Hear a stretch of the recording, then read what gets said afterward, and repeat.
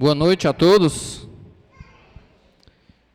A gente é uma alegria estarmos reunidos mais uma vez nessa noite para cantarmos, estarmos em comunhão, mas também para ouvirmos da Santa Palavra de Deus. E assim como a Sara falou no momento de louvor, a gente tem tantas distrações, tantas coisas que ocupam a nossa mente às vezes, mas nesses poucos minutos em que nós estaremos aqui agora, que os irmãos possam estar em atenção ao que o Senhor Deus fala em sua palavra. Eu gostaria de mais uma vez orar. Senhor nosso Deus, nosso Pai, nós estamos diante de Ti nesta noite. Somos gratos pelo privilégio e a liberdade que temos em estarmos reunidos para cantar, para louvar, adorar a Ti, Senhor, e também de ouvirmos a Tua palavra. Que nessa noite nosso coração esteja aberto para receber a Tua palavra, Senhor Deus. Que o Teu Santo Espírito toque no coração de Tua igreja, pois a Tua palavra é poderosa, Senhor Deus. Em nome de Jesus.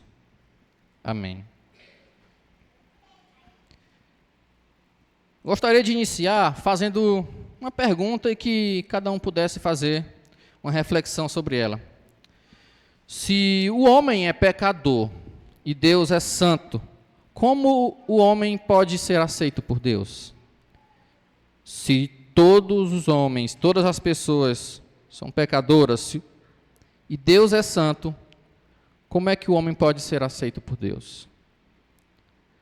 Essa pergunta, ela, por muitos, desde os primórdios da igreja, sempre foi pensada.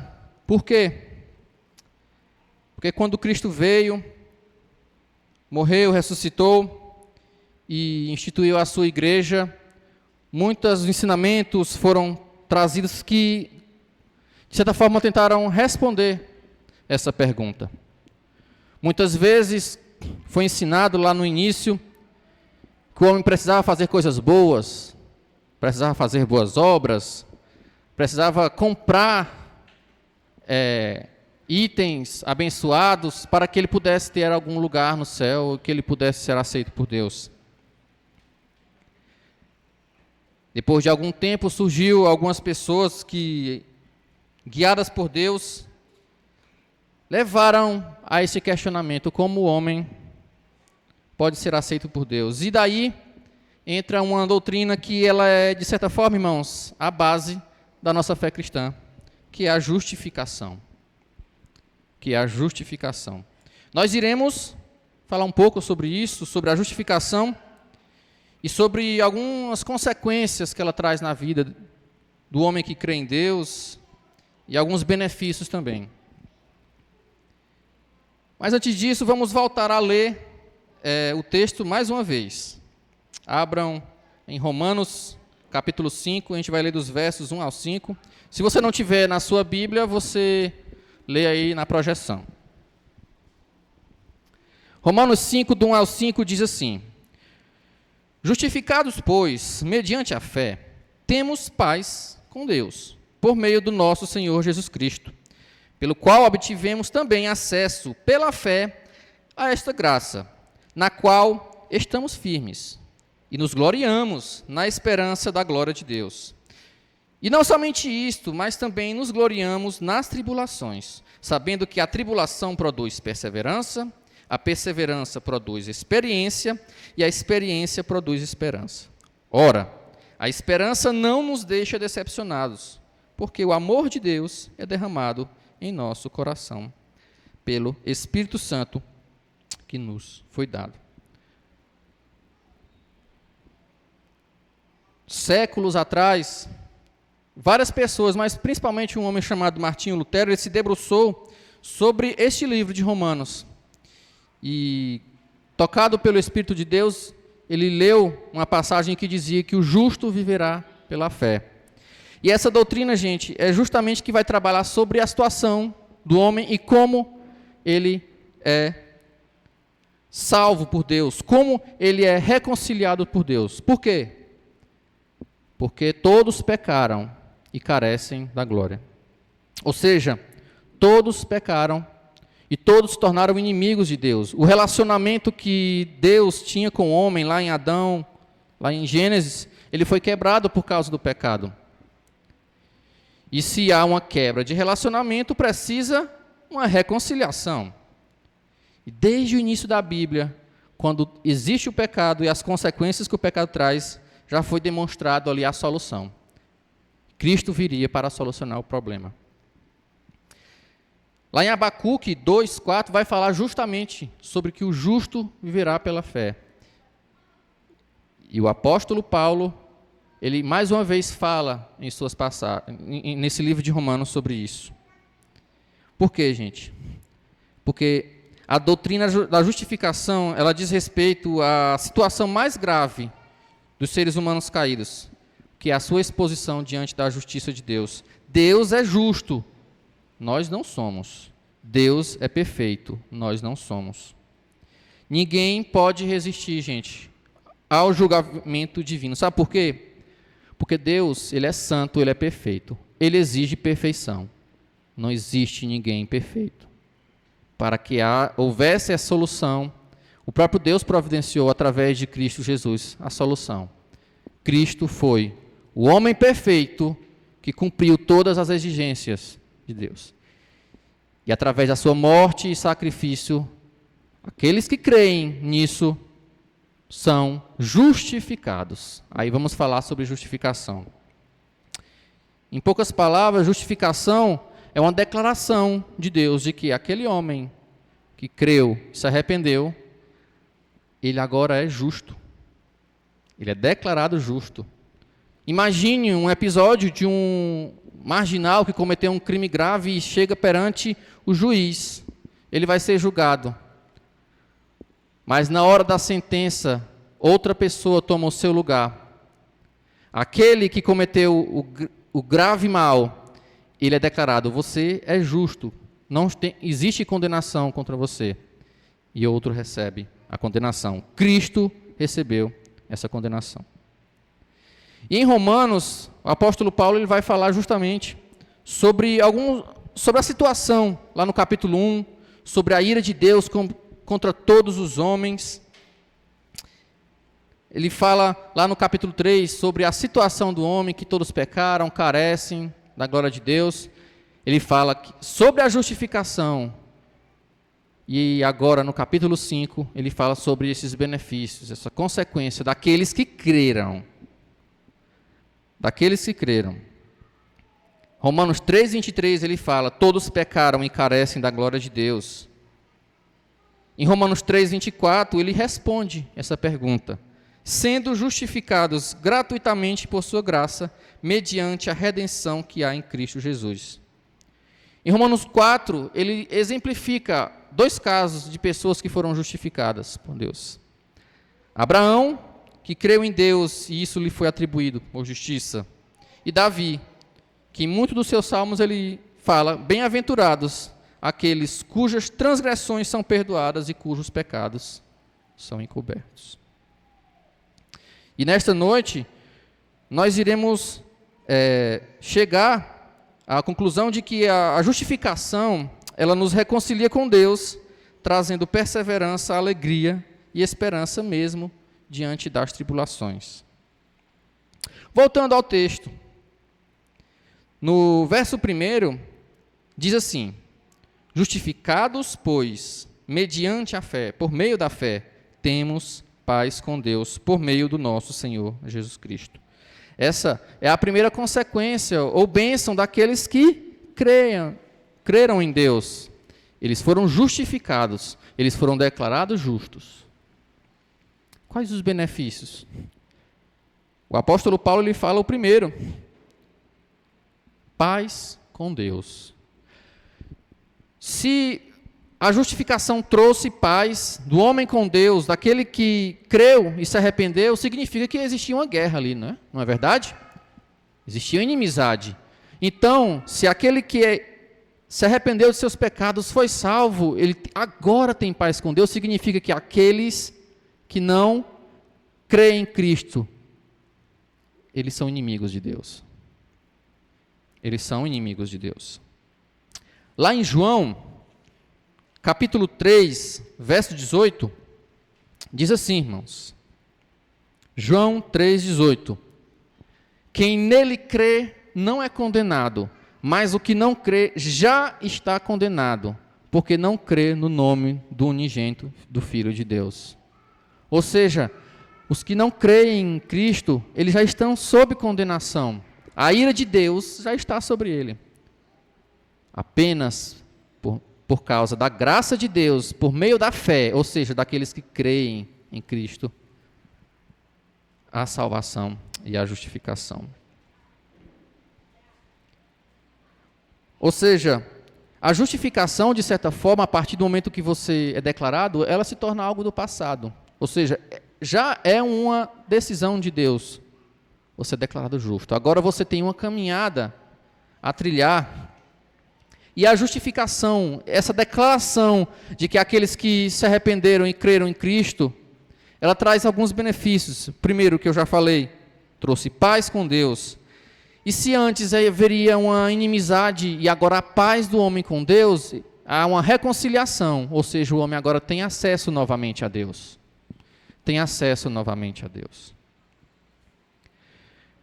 Quando você vai para Gênesis, quando Adão e Eva pecaram contra Deus, desobedeceram, eles foram expulsos do jardim, e na Bíblia fala que foram colocados alguns anjos circulando o jardim, uma espada de fogo. Para quê? Para que Adão e Eva não pudessem mais voltar, ou seja, eles perderam a comunhão com Deus. Eles perderam. Agora, através de Cristo, através da salvação, você tem acesso a Deus novamente. Através da morte de Cristo, você tem acesso direto a Deus. Por quê? No verso 2 diz, pelo qual obtivemos também acesso pela fé a esta graça, na qual estamos firmes e nos gloriamos na esperança da glória de Deus. Por meio de Cristo, gente, agora nós podemos nos achegar à presença de Deus novamente. Adão e Eva tinham essa separação. Mais na frente, alguns séculos depois, quando o povo de Israel construiu o tabernáculo, eles estavam no deserto, existia um tabernáculo, que era um local onde existia a Arca da Aliança, que simbolizava ali a presença de Deus. Existia um véu que separava. Apenas o sumo sacerdote podia entrar naquele local para oferecer sacrifícios a Deus. Quando Cristo morreu lá na cruz, a Bíblia nos fala que esse véu ele foi rasgado. Ele demonstra que aquela separação que existia, aquela limitação já não existia mais. Agora temos acesso a Deus novamente. Temos acesso a Deus novamente. Enquanto anteriormente a gente tinha a presença de Deus limitada, barrada, agora nós somos chamados a entrar com confiança diante de Deus. Lá em Hebreus 4,16 fala sobre isso. Que nós podemos agora acessar o trono da graça confiadamente, a fim de receber graça de Deus.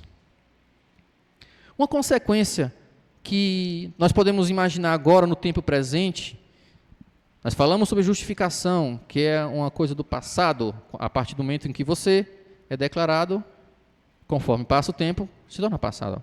Mas no presente, a justificação também, ela traz um benefício, uma consequência para a vida daqueles que creram em Cristo, que é poder se alegrar, gente, mesmo diante das tribulações.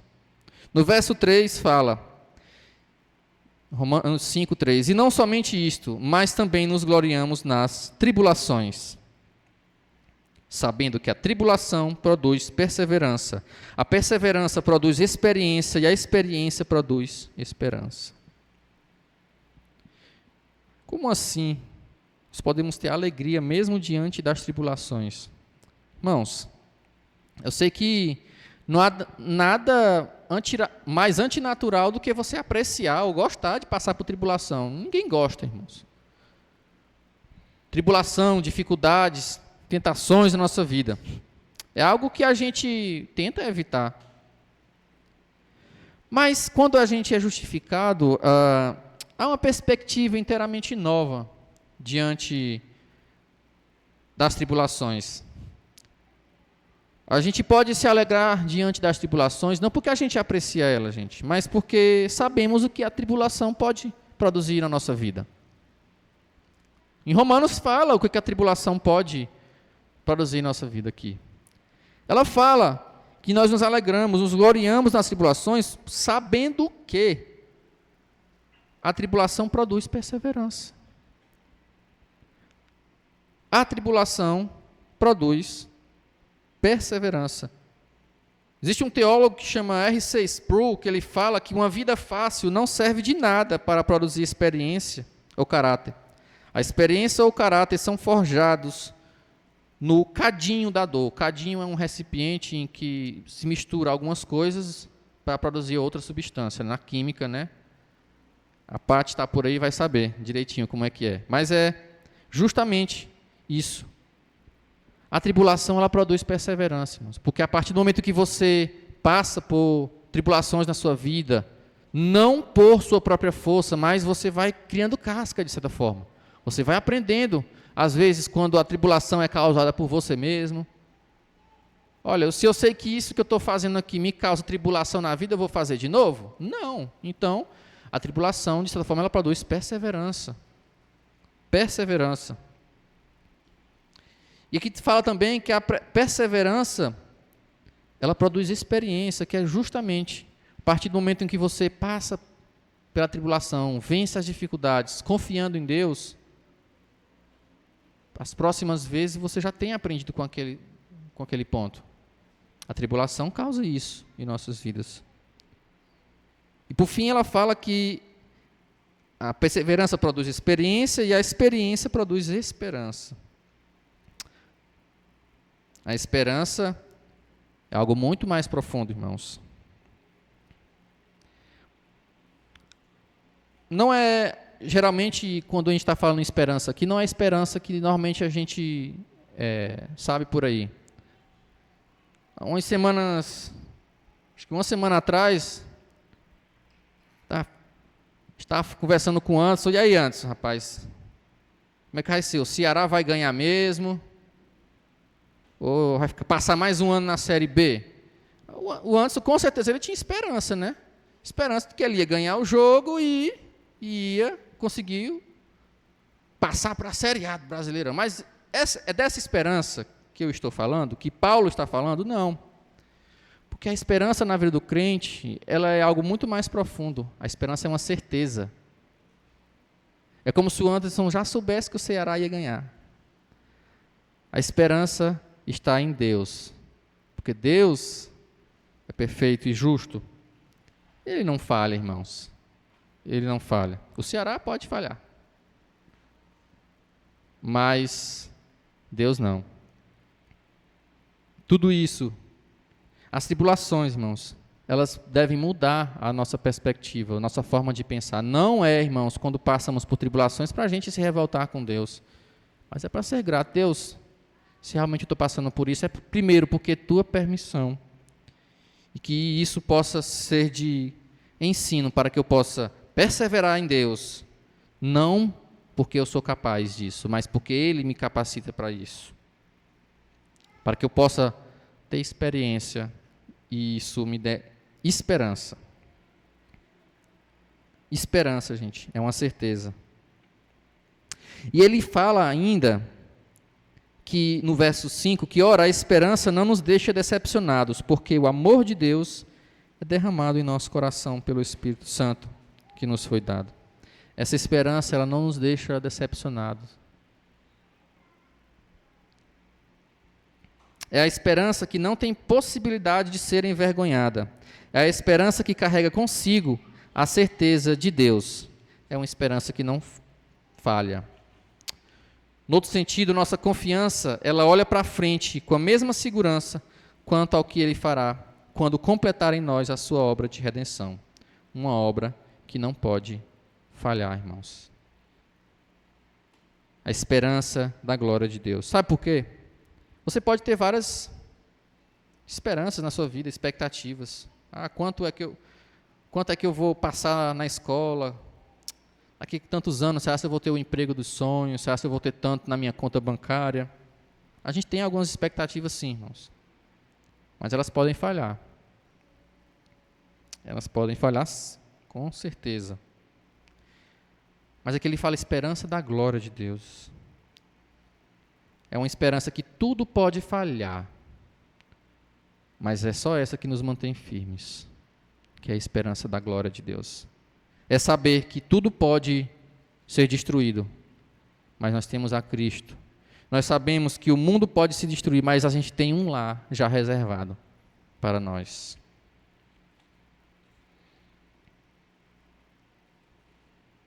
É importante a gente sempre pensar nisso. Esses benefícios, eles foram adquiridos por causa de Cristo, irmãos. Por causa de Cristo. Porque a justificação, ela não é uma obra humana. Ela é uma obra divina. Porque o ser humano, ele não consegue, por seus próprios méritos, ser aceito por Deus. É o próprio Deus que vem em direção ao homem e providencia a reconciliação. Nós podemos refletir um pouco sobre alguns ensinamentos que Deus pode nos dar nessa noite. Primeiro, se você creu, os seus pecados foram perdoados por Deus. O seu problema foi resolvido. O seu problema foi resolvido. O principal problema que você tem, que é a sua inimizade com Deus. Na vida você pode ter vários problemas, o pneu do seu carro pode furar, mas eu estou falando do principal problema do homem. É a sua inimizade com Deus. O homem natural, ele odeia a Deus, ele não quer saber de Deus. Ele é inimigo de Deus. Mas quando ele é resgatado, quando ele crê, ele pode ter acesso direto a Deus. E se o seu problema com Deus foi resolvido, o véu foi rasgado, você tem acesso direto a Deus. Não há atravessadores, irmãos. Não existe uma terceira pessoa que vai me fazer eu ir até Deus. Eu vou falar com pessoa tal, pastor tal, ele vai me tornar mais perto de Deus. Não. Ele vai dar alguns conselhos, mas não é ele que te leva até Deus. Muitas religiões ensinam isso. Você precisa fazer isso, falar com isso, se sacrificar por isso, para você conseguir passar um nível, ou você melhorar, ou você ser aceito por Deus. Mas o cristianismo não, porque ele mostra que a salvação é de graça, pela graça. Não há mérito no homem algum. Ele apenas aceita, pela fé, que Cristo fez, que era suficiente para ele ser salvo. Quanto ao tempo presente, irmãos, se você tem passado por alguma tribulação, por alguma dificuldade, em Cristo, irmão, você pode perseverar. Você pode ter alegria. A palavra de Deus nos fala que nós podemos ter alegria, mesmo em meio às tribulações. Porque ela nos traz alguns benefícios. Em Romanos 12, Paulo escreve, ele dá alguns ensinamentos, algumas palavras para os irmãos, a qual a carta foi direcionada. Ele diz assim: alegrai-vos na esperança, sede pacientes na tribulação, perseverai na oração. Esteja firme na graça de Deus, irmãos. Lá em Romanos 8,18 também, ele fala sobre os sofrimentos na vida do cristão. Por isso, irmão, se você está passando por tribulações, dificuldades, a palavra de Deus tem um consolo em Romanos 8,18 que diz assim: porque para mim tenho por certo que o sofrimento do tempo presente não pode ser comparado com a glória a ser revelada em nós. Irmãos, por mais difícil que a vida possa ser, e vai ser difícil, a vida com Deus, o cristianismo verdadeiro, ele não ensina que a vida é um morango. Muitos têm ensinado que vá para Jesus e todos os seus problemas serão resolvidos. Você agora vai ter dinheiro, não vai faltar, agora você vai ter sucesso profissional, você vai conseguir o carro todo ano, você vai ser destaque. A palavra de Deus nos mostra que nós iremos passar por dificuldades, e aí? Quem é que está mais certo? A palavra de Deus ou os que têm ensinado de forma errada? Mas esse consolo, irmãos, é que por mais dificuldades que você passe na sua vida, nada irá se comparar com a glória que vai ser revelada, irmãos. Tenha esperança. Sempre quando você achar que está difícil, lembre-se de Cristo. O mais difícil ele passou. O próprio Deus teve que se humilhar a ser como nós, um homem, passar uma vida aqui, nascer do ventre de uma mulher. Imagine, gente, o próprio Deus, naquele tempo não tinha fralda, né? Mas sujando a fralda e tem que ser limpo pela sua mãe. O próprio Deus, o Criador, tudo isso ele fez por um propósito, irmãos. Isaías fala que ele foi maltratado, passou por tantas coisas, como uma ovelha, ele não reclamou, Jesus Cristo. Olhe para Cristo, olhe para a esperança que não falha, olhe para a esperança da glória de Deus. Tenha essa esperança. Sabe por quê, irmãos? Porque a nossa esperança, ela precisa estar em Cristo. A nossa esperança não precisa estar fincada aqui, nessa terra. Você não pode depositar toda a sua esperança em coisas que se destroem, que se acabam. Nós precisamos nos precaver, nós precisamos fazer o que for possível aqui na terra para nos resguardar, devemos ter precaução, mas isso passa. A vida nessa terra ela é muito pequena comparada à eternidade com Deus. E se a nossa esperança estiver apenas nesse período em que nós estamos aqui na terra. Lá em 1 Coríntios 15, 19, diz: se a nossa esperança em Cristo se limita apenas a esta vida, somos as pessoas mais infelizes desse mundo. Em outras versões, somos dignos de pena. Somos os mais miseráveis de todos os homens. Se a nossa vida se resumir à esperança apenas aqui, irmãos. Lembre-se que temos uma eternidade. A esperança no retorno de Cristo, gente, ele é a base para que nós, cristãos, possamos nos purificar nessa vida. Lá em Tito, capítulo 2, dos versos 11 ao 14, diz assim: porque a graça de Deus se manifestou, trazendo salvação a todos. Ela nos educa para que, renegadas a impiedade e as paixões mundanas, vivamos neste mundo de forma sensata, justa e piedosa, aguardando a bendita esperança e a manifestação da glória do nosso grande Deus e Salvador, Jesus Cristo. Você pode até se perguntar, mas João, você está falando apenas em todo esse ensinamento, se aplica apenas a pessoas que já conhecem a Cristo, que já entregaram a sua vida? Não. E quanto aos que não estão em Cristo, que ainda não creu?